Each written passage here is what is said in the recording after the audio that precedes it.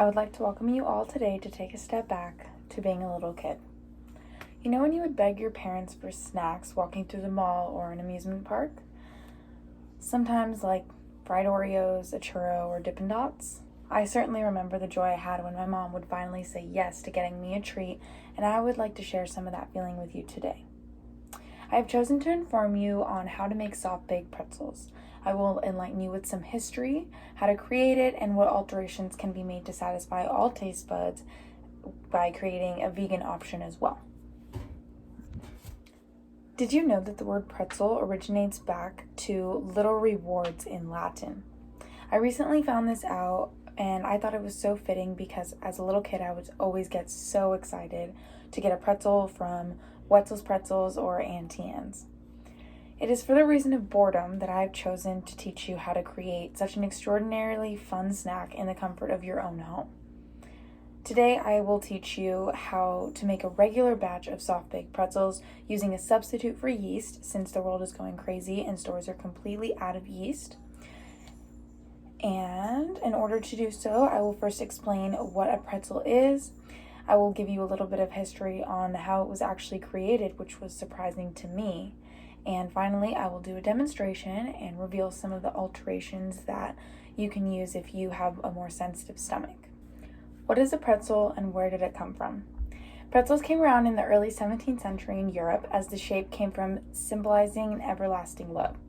Both complicated and simplistic, the origin also symbolizes tying the knot for marriage. The Catholic Church has a lot to do with the origination of pretzels due to Lent. Pretzels are made of just flour, water, and salt, so they were the ideal food to eat in a time of abstinence, and they're pretty tasty too.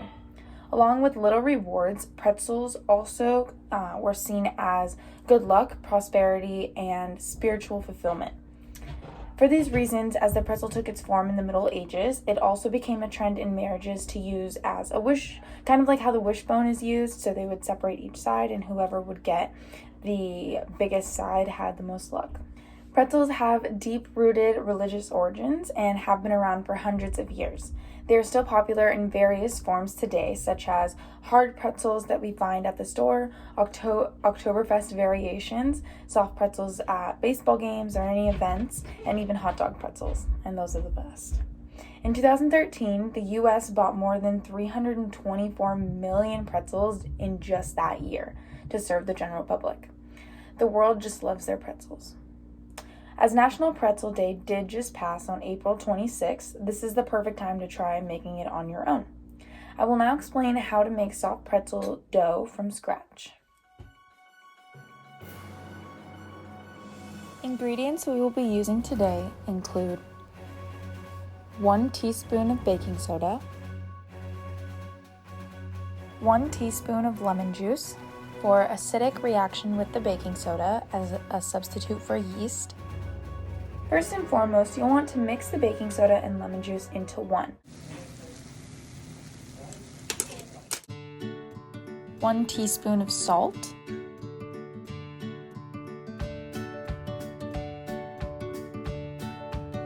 1 tablespoon of sugar.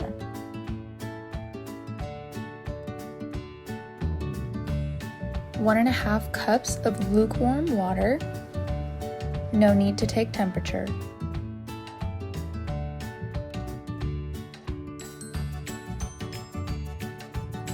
The last ingredient you want to throw into the mix is the 4 cups of all-purpose flour.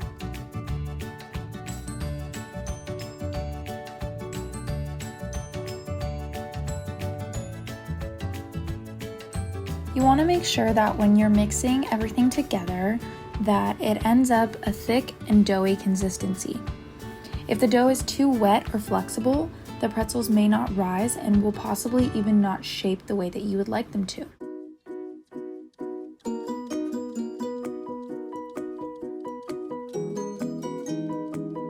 I would say it's an essential to knead and roll the dough as much as you can or until you feel comfortable enough to where it is flexible enough to shape.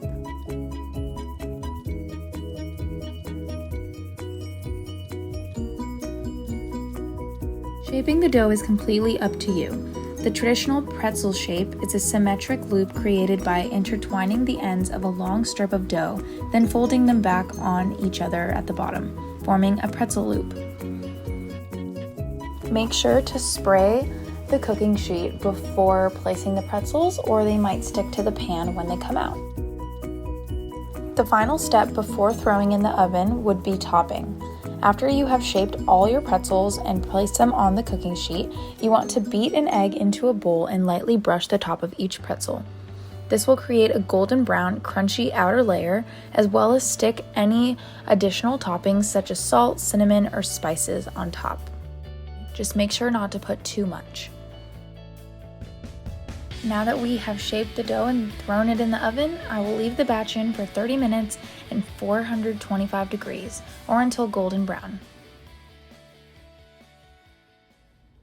According to the Vegan Society, veganism is a way of living which seeks to exclude, as far as possible, all forms of exploitation of, cruelty to, animals for food or clothing of any purposes.